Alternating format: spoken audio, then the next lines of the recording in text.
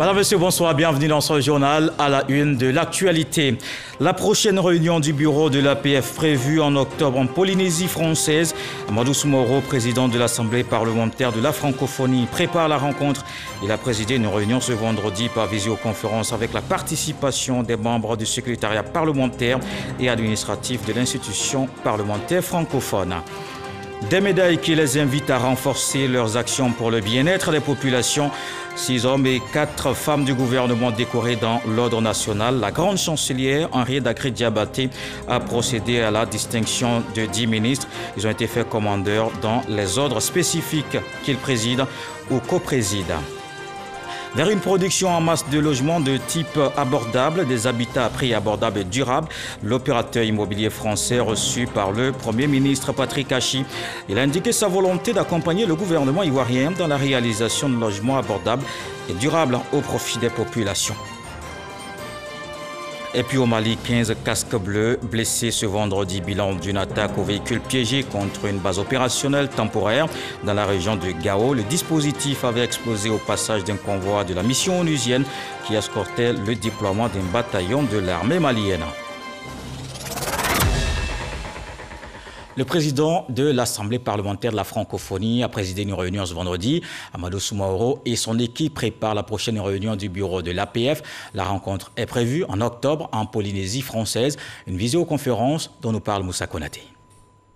Réunion de la délégation permanente de l'Assemblée parlementaire de la francophonie. Échange par visioconférence au menu. La prochaine réunion du bureau de l'APF, prévue initialement en juillet à Papeete, la capitale de la Polynésie française, territoire d'outre-mer de la France. Nous sommes confrontés à un point urgent.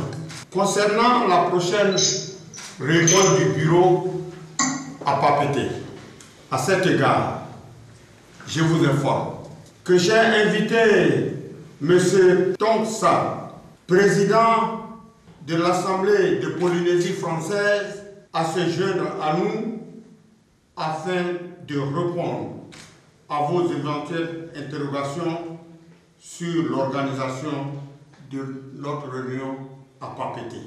Après les différentes interventions, dont celle du président de l'Assemblée de la Polynésie française, les participants, par la voix du président Amadou Soumaoro, décident. Compte tenu de nos échanges, je pense que nous pouvons répondre favorablement à l'invitation du président de l'Assemblée de Polynésie française et reporter notre réunion en octobre. Le président Amadou Soumaoro invite donc les membres du bureau de l'APF à prendre toutes les dispositions pour ce rendez-vous d'octobre en Polynésie française.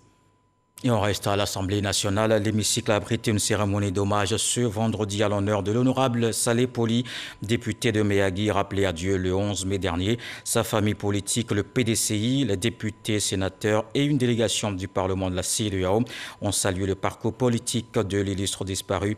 Il sera inhumé demain samedi 26 juin à Croon dans le département de Méagui, région de la Nawa.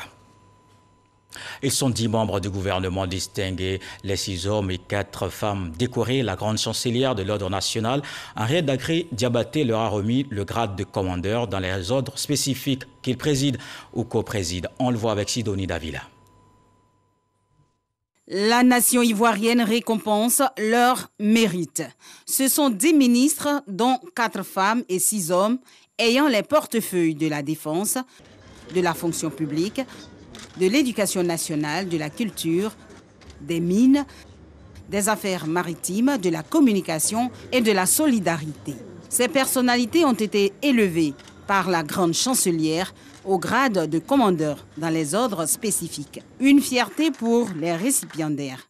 En leur nom, le ministre de la Communication, des médias et de la francophonie, Amadou Coulibaly, a exprimé toute sa reconnaissance au président de la République ainsi qu'à son Premier ministre pour la confiance. Je voudrais, une fois de plus, vous réitérer nos remerciements les plus affectifs, les plus dévoués.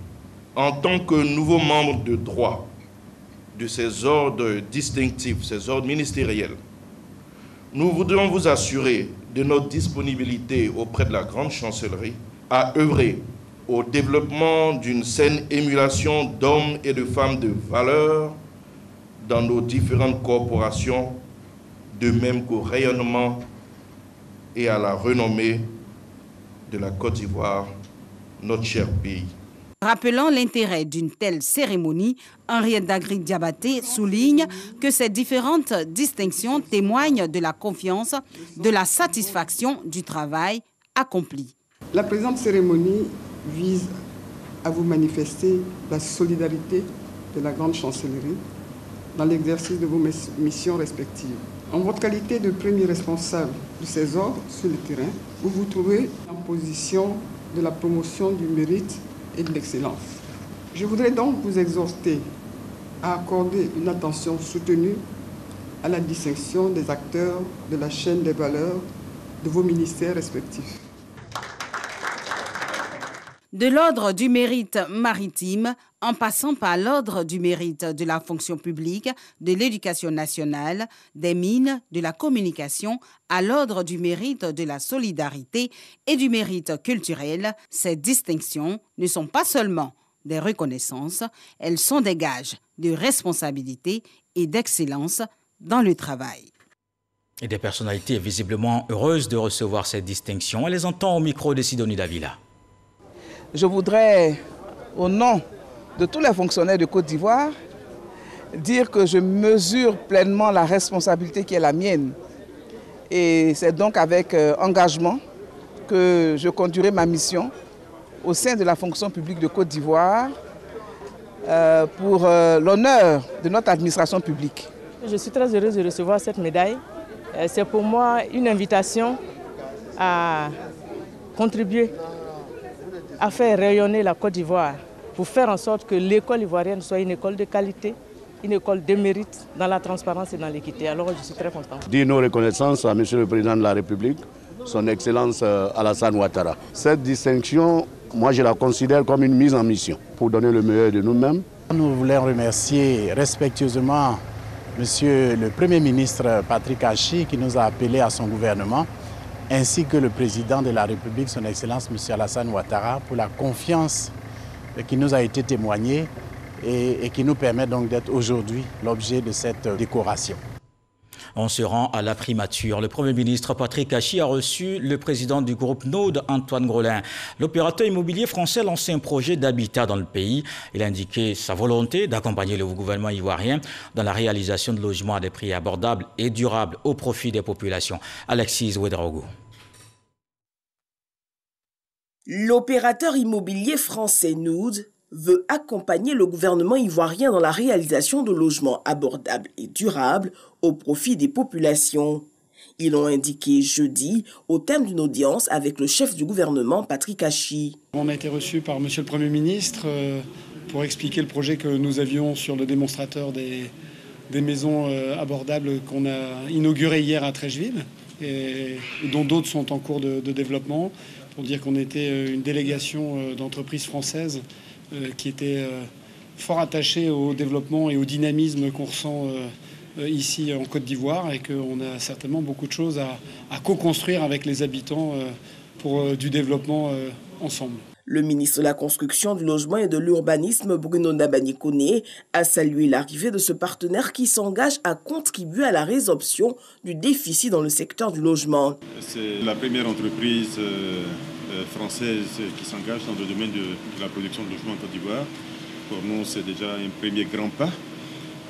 Deuxièmement, c'est une entreprise qui a une fibre forte sociale. Et pour faire du logement social, il en faut. Donc nous avons de gros besoins au niveau du logement en Côte d'Ivoire, 600 000 logements à peu près. Bruno Koné a lancé un appel à toutes les entreprises du secteur ayant la capacité technique et financière à investir dans la construction de logements à coût abordable.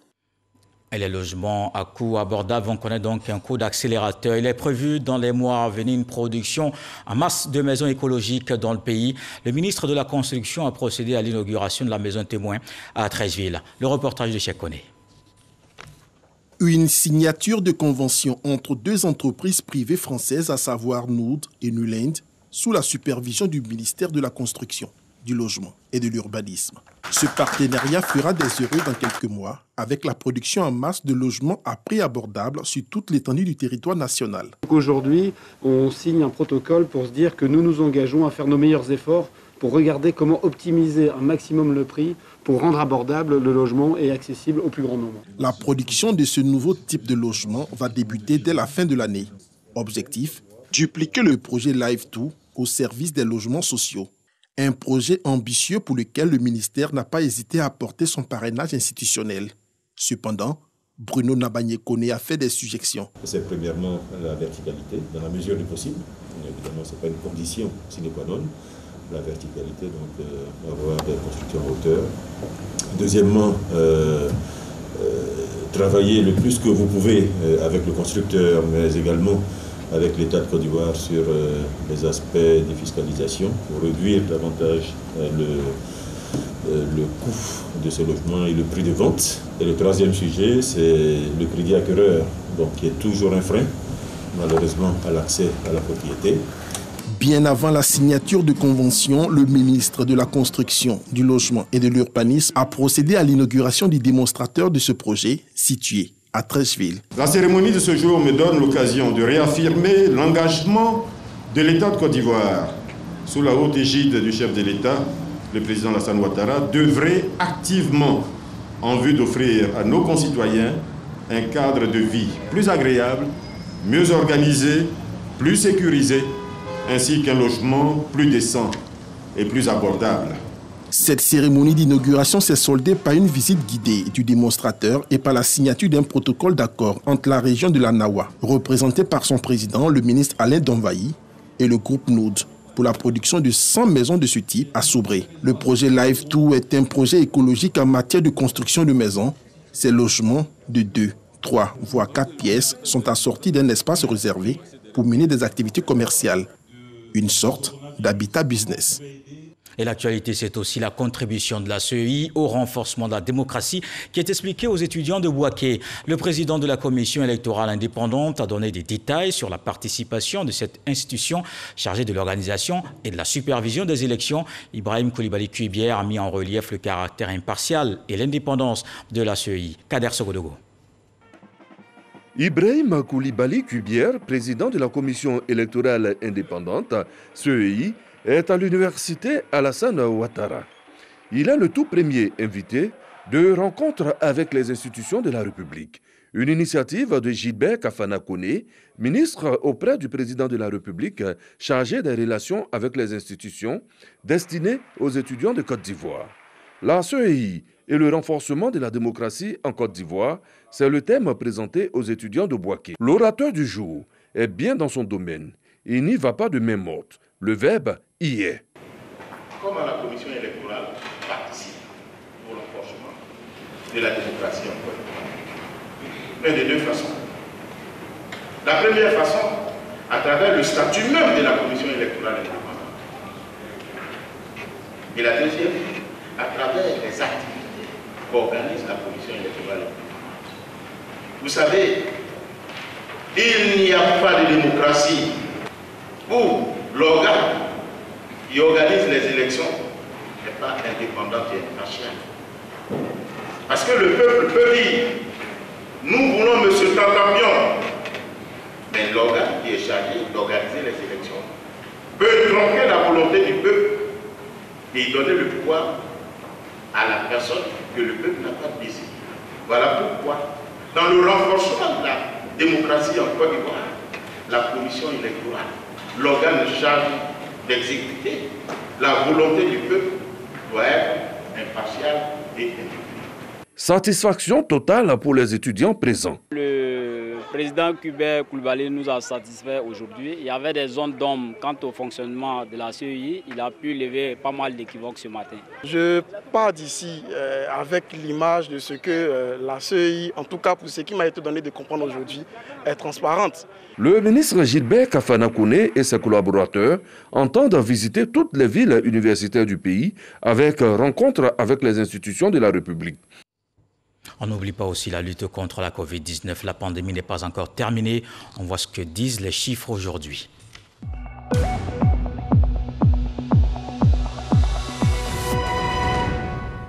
Le ministère de la Santé, de l'Hygiène publique et de la couverture maladie universelle a enregistré ce vendredi 20 nouveaux cas de Covid-19, 23 guéris et pas de décès. La Côte d'Ivoire compte donc 48 137 cas confirmés, dont 47 715 personnes guéries, 311 décès et 111 cas actifs. Au total, 740 391 doses administrées contre la Covid-19. Le ministre de l'Environnement vient de remettre 34 agréments au bureau d'études et aux consultants en évaluation environnementale. C'est un outil pour accompagner le développement. Il permettra aux autorités de prendre les meilleures décisions quant à la réalisation des projets. Jean-Luc Assis met ainsi ses acteurs en mission. Walter Amadou Ouattara.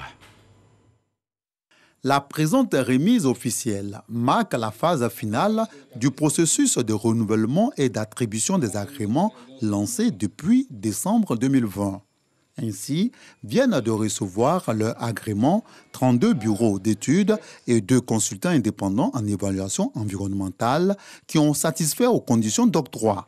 Avoir l'agrément vous donne du coup l'autorisation de pouvoir exercer pleinement vos activités. Quand on dit une étude d'impact, ce n'est pas un individu qui réalise, c'est un groupe d'experts. L'Agence nationale de l'environnement, ANDE, reste attentive à la prise en compte des enjeux environnementaux dans la mise en œuvre des projets en tenant compte bien sûr des principes du développement durable. Le ministre de l'Environnement et du Développement durable exhorte les bureaux d'études et les consultants indépendants à être des professionnels qui produisent des rapports de qualité. En effet, la nécessité de protection de l'environnement ne doit pas être un frein au développement de notre pays, mais plutôt en constituer un outil pour accompagner celui-ci. Je souhaite donc que vos coûts de prestations en relation avec la direction de l'ANDE soient harmonisés afin que la prise en compte des contraintes de développement durable soit accessible à tous les opérateurs économiques. Avec l'octroi de ces nouveaux agréments, la Côte d'Ivoire compte aujourd'hui 89 bureaux d'études et 7 consultants individuels en évaluation environnementale. Et le ministère de l'Enseignement supérieur se lance dans la quête de financement, rechercher des ressources pour une formation de qualité des hommes. Un atelier tenu entre un partenaire et 35 établissements d'enseignement supérieur privé. Les deux parties vont identifier les besoins du secteur. Astou Touré d'Agnogo. C'est une rencontre pleine d'espoir pour la réalisation des projets des universités privées d'enseignement supérieur de Côte d'Ivoire. La filiale de l'Agence française de développement, Proparco, se tient aux côtés du ministère de l'Enseignement supérieur et de la Recherche scientifique. La rencontre a pour but de mieux comprendre les enjeux et les défis rencontrés par les établissements d'enseignement supérieur et d'identifier les projets que Proparco pourrait être en mesure d'accompagner. C'est plus de 90 milliards de francs CFA qui ont été mobilisés à la faveur des contrats de désendettement et de développement, mais aussi de prêts souverains cofinancés avec le groupe de la Banque mondiale en appui au Centre d'excellence d'Afrique. Ces financements importants, le groupe de l'AFD est le premier partenaire technique et financier de l'enseignement supérieur et de la recherche scientifique en Côte d'Ivoire et que cette enveloppe est la plus importante jamais mobilisée par le groupe de l'AFD dans le monde. C'est une satisfaction pour le ministre Adama Diawara en charge de l'enseignement supérieur pour qui le soutien de l'Agence française de développement est une opportunité à saluer. Il se dit convaincu que les financements attendus seront bien exécutés par les établissements, favorisant l'aboutissement à une adéquation formation-emploi. Il se trouve que cet enseignement supérieur privé est confronté à un certain nombre de problèmes, dont la difficulté d'accès au financement. Donc vous comprenez toute l'importance de la rencontre de cet après-midi, puisque là on a un organisme français, Proparco en l'occurrence, qui est prêt à apporter du financement à l'enseignement supérieur privé. Alors moi je suis convaincu que ce financement-là sera utilisé à bon escient par les établissements d'enseignement supérieur privé, surtout dans le sens de l'amélioration de leurs offres de formation pour une plus grande adéquation formation-emploi. Au total, 35 établissements d'enseignement supérieur ont été sélectionnés par la Direction générale de l'enseignement supérieur afin qu'ils prennent connaissance des modalités et financements d'accompagnement du groupe Proparco. Chaque année, on célèbre l'excellence au lycée Sainte-Marie de Cocody. Une tradition qui vient d'être respectée une fois encore. Les responsables de l'école distinguent les meilleurs élèves, les jeunes filles exhortées à continuer de se bonifier. Franck Adio. Le lycée Sainte-Marie célèbre l'excellence après une année scolaire studieuse Les plus méritantes, heureuses d'être récompensées des prix d'honneur et d'excellence pour les premières de chaque classe. C'est le fruit de nos efforts, c'est un peu ça.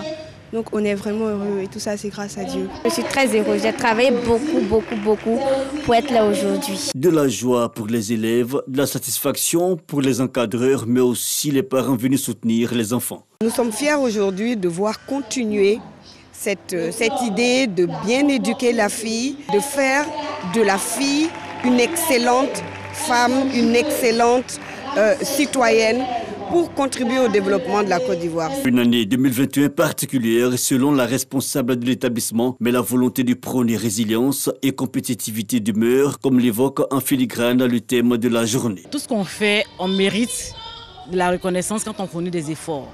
Et c'est une manière aussi de dire aux parents qu'il faut amener les enfants à adopter un certain nombre d'attitudes, notamment à avoir des valeurs telles que l'honnêteté, la probité et puis le sens du travail bien fait. Le lycée Sainte-Marie de Cocody est un établissement d'excellence créé par l'État en 1962 et confié à la communauté apostolique Saint-François Xavier. Il est exclusivement dédié aux filles. Et pendant ce temps, un meurtre a défrayé la chronique à Ferké. L'assassinat d'une élève candidate au BEPC, un crime perpétré par un autre élève, lui en classe de terminale. C'est avec une arme de type calibre 12 qu'il a commis le forfait et la police l'a mis aux arrêts. Des détails avec Léon Brou. Comme la défunte Adia qui ne passera plus jamais le BEPC, ce jeune homme dans les mailles de la police ne passera pas lui aussi le baccalauréat session 2021. Il va croupir en prison, toujours selon la police qui s'active à le déférer devant la justice pour crime passionnel. C'est lui l'auteur présumé de l'assassinat à l'arme à feu de type calibre 12 dans la nuit du 13 au 14 juin, soit la veille du BEPC de la candidate Ouattara Adia, pourtant son ex-petite amie. On était ensemble depuis longtemps, depuis 1 an, 3 mois. Maintenant, elle m'a quitté pour un autre gars. Quand on était ensemble, je faisais ses petits besoins parce que je l'aimais beaucoup. Je savais qu'elle allait passer dans une voie. Je suis allé directement là-bas. En même temps, je l'ai vu passer avec un gars. Le gars allait l'accompagner. Et puis, ils sont revenus, repartis encore. Troisième fois, elle est venue seule. C'est là, j'ai tiré le fusil, j'ai tiré sur elle. Son forfait commis, ce présumé assassin réussit à se fondre dans la nature pour trouver refuge dans un village, le temps de fuir en direction d'un pays frontalier. Mais c'est sans compter avec les hommes du commissaire Cambiré, ils vont le cueillir 2 jours seulement après son crime. Il était en train de fuir, il a été interpellé dans la nuit du lundi au mardi, vers 4 h du matin, dans un village qu'on appelle Lafungolo. C'est vers Wamenoro. Tout ça, c'est dans la sous-région de Tloukou. Donc, on l'a emmené. Et là, reconnu les faits, ils lui sont reprochés. Élève en classe de terminale dans un établissement de Ferké-Sédougou, le présumé assassin de Ouattara Adia est issu d'une famille de forgerons, donc corrompu à la fabrication et au maniement des armes. Le jour de son crime, il a soutiré ce fusil à son tuteur au prétexte d'une partie de chasse, comme à ses habitudes. Autre chose dans l'actualité, c'est une structure technologie innovante. Le BNET vient de se doter d'un studio de pointe et il permettra de faire des présentations et des simulations en mode virtuel 3D. On le voit avec Godefroy Okambawa. En appuyant sur l'écran de cet ordinateur, le ministre de l'Hydraulique, Laurent Tchagba, représentant le Premier ministre Patrick Achi, inaugure ainsi un studio de haute technologie en dimension 3D. Baptisé Studio BNET, il est construit sur 200 mètres carrés est composé d'un auditorium, d'une cabine technique et d'une salle d'exposition. Sa particularité est de faire des simulations dynamiques des projets en mode réalité virtuelle. Le président de la République a une grande ambition, une grande vision pour notre pays, la Côte d'Ivoire. Ces nouveaux outils de conception, de suivi et contrôle des travaux nous permettront donc d'accompagner beaucoup plus efficacement le gouvernement dans la mise en œuvre de ce programme de travail. Selon Laurent Tchagba, représentant le Premier ministre, ce studio est une innovation, un outil de développement qui s'inscrira dans l'action gouvernementale. Quand on prend le programme prioritaire de l'État, c'est un ensemble de travaux qu'il faut réaliser sur la période 2021-2025. Lorsque notre ATEMO ou bien notre maître d'ouvrage délégué que le Bénet a un tel équipement qui nous permet de gagner 50% de temps. La réalisation des travaux, du contrôle des travaux, nous pensons que vraiment c'est quelque chose de formidable. En se donnant les moyens d'atteindre ces objectifs, le Bénet se veut une référence internationale en termes d'expertise. Et l'ouverture de ce studio s'annonce comme un nouveau challenge pour le Bénet au service du développement de la Côte d'Ivoire depuis plus de 40 ans.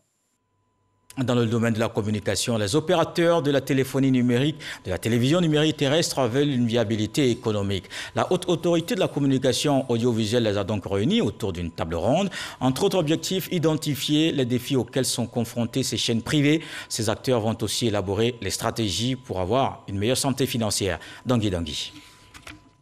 Étroitesse du marché de la publicité. Faiblesse de la pénétration de la télévision numérique terrestre TNT dans les ménages.